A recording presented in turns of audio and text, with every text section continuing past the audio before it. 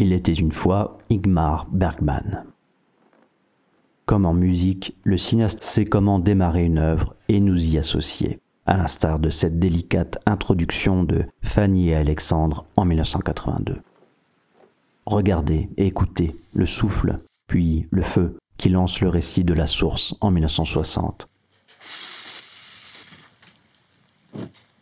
Au fond, pourquoi fait-on un film ou une pièce, s'interroge l'artiste, à la recherche de la bombe qui creusera un cratère dans l'indifférence des hommes, répond-il. Dans Rêve de femme en 1955, c'est aussi une femme qui donne la première mesure du film, sa main faisant naître petit à petit un baiser au sein du bain révélateur.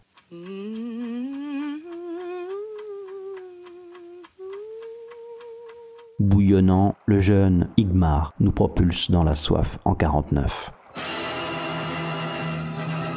Âme bipolaire, ce fils de pasteur sévère écrira « Il faut abandonner toute forme de logique raisonnée et se concentrer sur le sentiment et encore le sentiment ». Plus d'un siècle après la naissance d'Ingmar Bergman, ses carnets inédits en France, édités en 2022 par Carlotta, rééclairent ses liens obsessionnels avec les mots et les récits, maladie des dialogues, mots qui y sortent et qui vont se cacher, dit-il.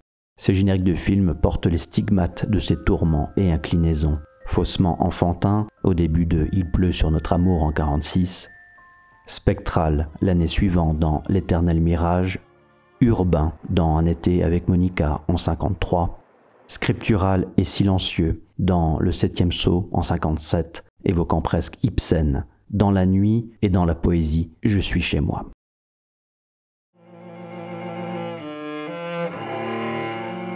Mélomane, Bergman trouve plus de liens entre musique et cinéma que toute autre forme d'art, théâtre compris. Plusieurs de ses génériques mettent à l'honneur la musique, ici avec le violoncelle, dans À travers le miroir en 1964. Sortant des conventions de son temps, un début de film à la Bergman passe également par le son anxiogène d'une montre au début du silence en 1963. Un chaos de bruit en amorce de la honte en 1968.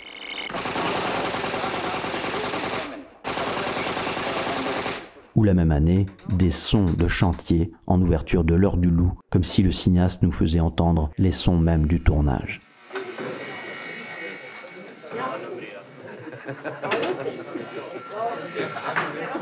Ultime vertige, notez que le titre du film apparaît ici à la 47e minute. Générique sur fond blanc pour Une passion en 69. Sur fond rouge pour Cris et chuchotements en 72. Sur fond vert pour Scène de la vie conjugale en 73. La version longue pour la télévision propose, elle, un générique de fin entièrement parlé, sur fond de paysage. Skådespelare har Liv Ullmann, Ellen Josefsson, Bibi Andersson, Jan Malmsjö, Anita Wall, Rosanna Mariano och Lena Bergman varit. Visuellement charismatique et inventif, les films mis en scène par Bergman, aussi graphiques que métaphysiques, inspirent bien des illustrateurs au fil des décennies. Le cinéma bergmanien, aimé pour son esthétique, se distingue peut-être surtout par sa poétique des visages, comme en témoigne l'ouverture de Sa flûte enchantée en 1975.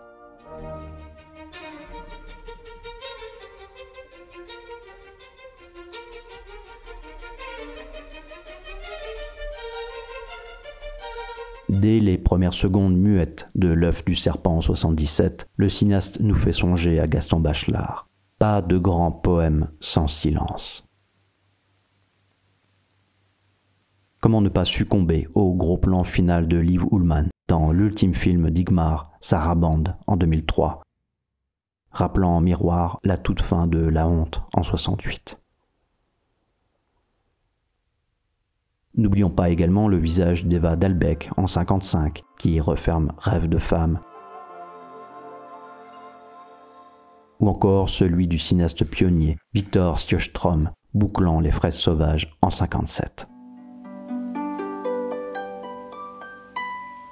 Tout le cinéma et le théâtre bergmanien convergent vers cette humanité qu'il étudie à la manière d'un psychanalyste ou d'un entomologiste désireux de traverser le temps et l'intérieur de l'âme, comme ici dans le climax de Vers la joie en 1950.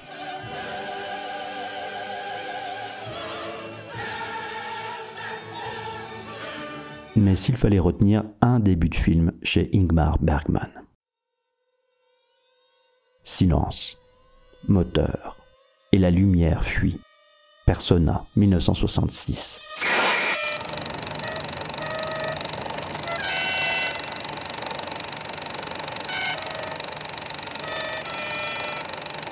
Cette entrée en matière enclenche autant la projection que l'attention, voire la créativité du public, tenu ici d'assembler d'emblée ces collisions de sons, d'images et d'émotions, comme si le film et le cinéaste cherchaient encore sa forme. Le metteur en scène confesse « Je ressens de plus en plus cette envie de me frayer un chemin derrière les secrets, de passer les portes et les murs de la réalité, d'exprimer le maximum avec le minimum. Je ne suis pas ce qu'on peut appeler une personne logique, plutôt une masse de sentiments qui se traînent. »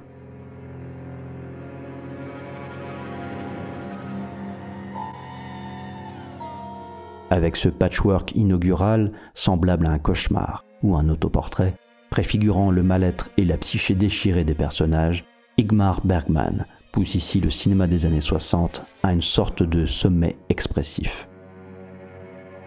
Si le rêve est la clé d'entrée de la création, selon Anaïs Nin, il l'est peut-être aussi pour le début des films, ici sans paroles prononcées mais ouvrant aux interprétations. Ambition affichée du cinéaste, faire tomber ce tas de pierres que sont les mots et les explications. Possible chemin vers la conscience, écrit-il dans ses carnets. Pas si éloigné de la pensée de Cioran, je suis écœuré par un monde où tout est clarifié, expliqué, étiqueté. Il faut avoir beaucoup souffert pour trouver encore du mystère dans la platitude de ce monde. Avec ce prologue bruitiste de 66, Ingmar Bergman tâtonne, creuse, cherche l'autre. Entre le vieil homme que je suis et le petit garçon que j'étais, la distance est infime, avoue-t-il.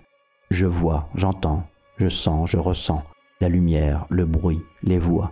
Tout est là, ou plutôt, tout est ici, présent.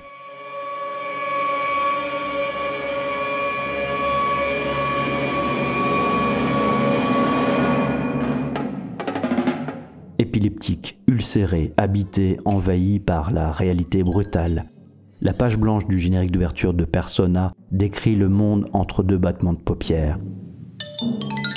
Tristesse entre deux battements de cœur, dirait Godard. Bref, l'art des génériques selon Ingmar Bergman comme pulsion, propulsion, répulsion, regard obscura, retour à la source, échappé face à la mort.